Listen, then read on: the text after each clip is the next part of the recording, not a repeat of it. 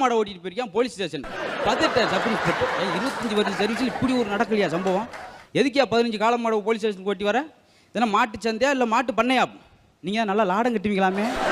என்ன நினைச்சிருக்காங்க police station. இன்னும் சிலர் திருத்தவே முடியாது. ஒரு ஆள் தண்ணி ஓட்டு வண்டி ஓட்டி போயிருக்கான், பிடிச்சி போலீஸ் ஸ்டேஷனில் கொண்டு வந்து நிறுத்தியாச்சு.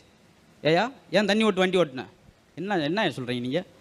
என்னையா ஒரு பெட்ரோல் போட்டு வண்டி ஓட்டினா பேசாமல் இருக்கீங்க, டீசல் போட்டு வண்டி ஓட்டினா பேசாமல் இருக்கீங்க, கேஸ் போட்டு ஓட்டினா கூட பேசாமல் இருக்கீங்க, தண்ணியை போட்டு ஓட்டினா மட்டும் என்னை வந்து சட்டையை பிடிக்கிங்க அப்படின்ட்டான்.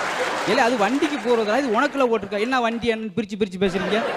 வண்டிக்கு ஏதாச்சும் இருப்பாருன்னா ஒரு சாப்பில் சேர்க்குறோம், மனுஷனுக்கு ஏதாவது பிரச்சனை மருத்துவமனை சேர்க்குறோம். ஐயா சாமி நீ முதல்ல வெளியே போடா, நீ எல்லாத்துக்கும் தத்துவத்தை கற்றுக்கிட்டு இருக்காங்க. அது ஒரு பக்கம். இன்னும் சிலரை பார்த்தீங்கன்னா ரொம்ப அபரிதமாக போயிடுவான். ஒருத்தன் கோழி முட்டையை கொப்பரையில் கவுத்து உட்காந்து கதை எழுதிருக்கான். நம்ம பேனாவில் எழுதினாலும் போதும், கோழி முட்டை 25 முட்டையை வச்சுட்டு கதை எழுதிக்கிட்டே இருக்கார். என்னையா கதையில் கரு இல்லைன்னு எவனும் சொல்ல